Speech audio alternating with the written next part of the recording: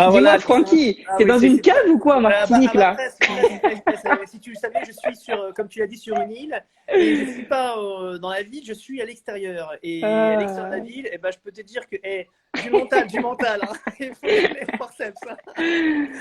Je tiens à En tout dire à cas, nos bon. auditeurs que c'est la faute de Francky, hein, c'est pas la mienne. Non, mais c'est tout pour moi, je le dis, je l'ai redit, je le redis. C'est la faute d'Alix. Voilà. Non, non, non, non, non. Très sérieusement, Écoute, c'est nous qui sommes coupables. On était, hein, pour reprendre le fil de l'actu, on était sur justement ta partenaire, Jess, et Jessica.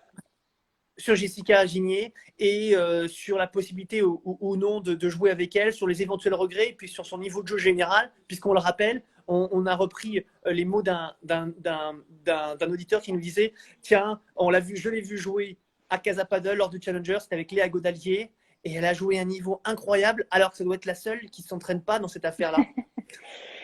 Écoute, Jess, c'est un peu quand même, faut dire, faut dire ce qui est. Elle a la chance, on a la chance d'avoir des bases tennis importantes qui nous aident aujourd'hui. Jessica, c'est un physique hors norme, ça a une capacité d'adaptation incroyable. Et d'ailleurs, elle s'améliore toujours sur le fil du tournoi, c'est-à-dire qu'elle fait toujours une meilleure finale qu'un meilleur premier tour. Mais voilà, Jess, on les connaît ses qualités et c'est vrai que c'est dur de s'identifier à elle parce que voilà, c'est une exception. Pas tout le monde a la capacité de s'adapter comme elle s'adapte, ça c'est sûr. Alors justement, quand tu as joué avec elle, tu as joué contre une très grosse paire, une très grande et belle paire. C'était lors de l'Open, lors des championnats d'Europe de paddle l'année dernière, à Rome. Et là, on se souvient d'un match, là probablement, peut-être même le plus beau match lors de l'Open. Tu joues avec Jess, évidemment, Mm. et face à vous, deux joueuses, je crois de mémoire, du top 30. Tu m'arrêtes si Ouais, je me trompe. 30 c'est ça. Une 30 et enfin une un peu mieux et une 40. Et une 40. Et pourtant, il y a eu des regrets à la fin du match. On a senti des regrets parce que vous vous êtes dit peut-être qu'il y avait moyen. Non. Écoute, ouais, il y a moyen, il y a toujours moyen, à part de vraiment jouer les tops, et encore, il y a toujours moyen.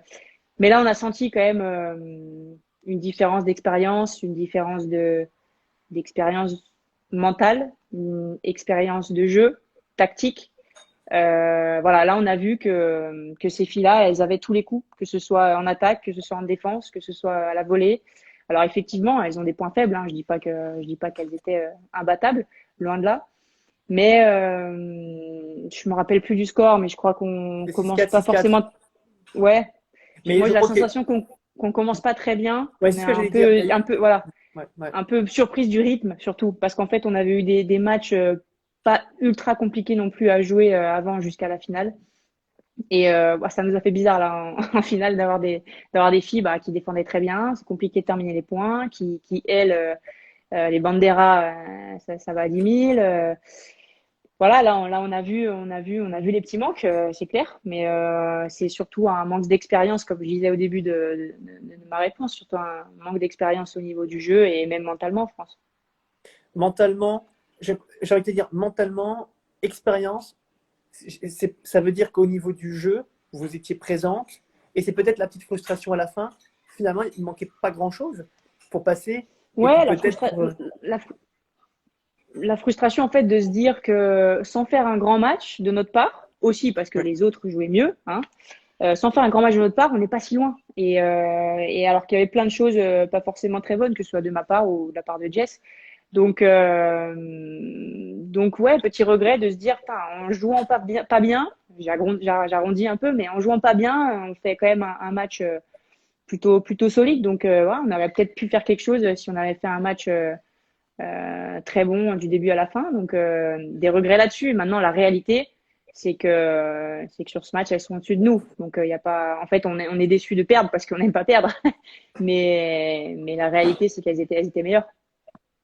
Alors, ma chère Alix, on a perdu malheureusement tous les commentaires lors des lives précédents. Je sais qu'on était nombreux, alors j'ai un peu oublié tous les commentaires, toutes les questions qui avaient été posées. Allez, on va terminer sur un peu l'avis d'Alix Colombon. bah, forcément, tu es une voix qui porte, tu es la numéro 1 française. Et aujourd'hui, on voit des clubs se manifester, parfois même critiquer, à tort ou à raison, mais ou en tout cas manifester leur désarroi, leur déception, parfois même sur le développement du padel français. Et en même temps, paradoxalement, il est en plein boom. Toi, comment tu vois justement ce développement du padel en France, justement vu à la fois avec le pied que tu as en France et l'autre pied que tu as en Espagne, qu'est-ce qui nous manque peut-être pour satisfaire peut-être tout le monde, les clubs, les joueurs, et puis bah, pour qu'on puisse évoluer sereinement? Tu sais, Francky, Rome ne s'est pas construit en 2 jours, hein. Donc, non, je pense il faut du temps. On a un sport très jeune en France. En Espagne, voilà, ils ont au début, ils ont galéré comme nous on galère au niveau du développement. Il y a un truc qui est sûr. Enfin, moi, c'est compliqué pour moi de commenter ce sujet parce que ça fait déjà 3 ans que je vis en Espagne. Je suis pas forcément de très près ce qui se passe au niveau des clubs privés, etc. Comment ils galèrent, pourquoi, etc. Donc c'est compliqué de répondre. Il y a un Pas truc les qui est clubs sûr privés, que ouais. il y a un Vas-y, truc qui est vas-y. sûr que je peux dire, c'est que ça me paraît hyper important que tout le monde aille dans le même sens. C'est comme je disais pour Repas le Tour et la PT. Je pense que c'est hyper important que la fédération travaille très bien avec les clubs privés, pas seulement les clubs de tennis qui ont des cours padel, etc. Et inversement, que les clubs privés s'appuient sur la fédération. Je pense que c'est vraiment faut que ce soit un travail commun. Il faut que tout le monde aille dans le même sens. Et pour moi, c'est comme ça que les choses évolueront et que le padel évoluera. Maintenant, d'aller plus loin dans ma réponse, c'est compliqué parce que je j'ai pas assez toutes les données pour te donner une réponse pertinente. Bon, on va terminer là-dessus. Je vais te poser deux, trois petites questions très rapides parce que tu es une Dis-moi. grande lectrice et forcément, tu lis des bouquins de paddle pendant ce confinement. Tu es plutôt Netflix, tu es plutôt jeux vidéo. J'ai vu qu'il y en avait beaucoup justement qui étaient jeux vidéo en ce moment. Plutôt poker même, puisque c'est devenu la grande mode. Le Mégrouse. Bah, bien sûr, avec le Negus Paddle Tour.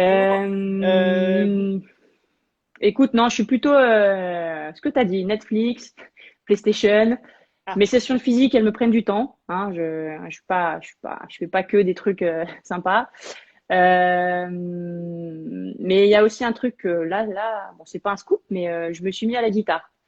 Donc c'est un petit hobby aussi depuis 2 semaines maintenant et ça me plaît bien. Donc voilà, bien, je eh passe bien, le temps comme écoutez, ça. chers éditeurs, promis, on lui fera un live sur ses premiers morceaux pour lors des prochaines épreuves Dans 2, 3 ans, internationales. Voilà, laisse-moi eh bien, elle m'améliorer. passera, le veuille ou non, mais elle passera sous la coupe. En tout cas, Alix, merci beaucoup pour, bah, évidemment, pour cet échange et cet entretien. Je m'excuse auprès de toi, Merci à évidemment, toi. auprès des internautes. Ça a été un peu compliqué parce qu'on a évidemment essuyé d'innombrables pépins avec la 4G. Et bien, en tout cas, voilà, je t'embrasse. Bonne chance pour la suite. Et puis, je te fais des gros bisous. Et puis, je Merci croise mon les doigts. Francky. J'espère que tu vas casser, Merci l'armoire, beaucoup. comme on dit. Merci, Voilà. merci pour tout. Merci pour tes lives. C'est super sympa ce que tu fais pendant ce confinement pour les gens qui nous suivent. Ça leur permet de nous connaître un peu mieux et c'est top. Merci à toi. Merci, Alix. Ciao. Bonne chance. Ciao, Ciao. ciao. Salut tout Bye. le monde.